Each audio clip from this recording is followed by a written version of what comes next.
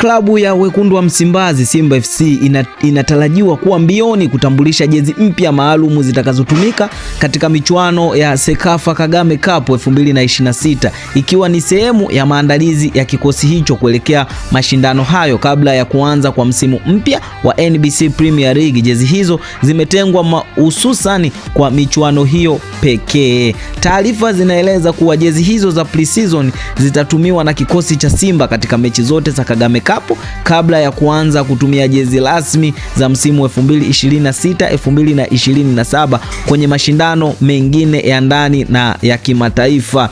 Iwapo maandalizi yatakwenda kama yalivyopangwa, mzigo huo wa jezi unatarajiwa kuwasili siku chache kabla ya wekundu wa Msimbazi kusafiri kuelekea Kigali, Rwanda, ambako michuano ya Sekafa Kagame Cup 2026 itafanyika. Sasa uzi wa wekundu wa Msimbazi tayari umeshazinduliwa na huo uzi utatumika kwenye michuano ya Sekafa Kagame Cup, ambapo michuano hii wekundu wa Msimbazi wanatumia kama michuano ya pre-season kujiandaa na msimu wa 2026-2027 wa NBC Premier League. Sasa je, kutokana na uzi wa Simba Sport Club unaupa maxi ngapi? Tukutane hapo kwenye comment, lakini kwa taarifa zaidi kuelekea michuano hiyo tutakuletea hapa Tubone Media. Hivyo basi hakikisha umesubscribe na kubonyeza alama ya kengele ili usipitwe na taarifa kutoka kwetu. Hii ni Tubone Media na mimi ni Tubone. Hadi wakati mwingine, bye bye.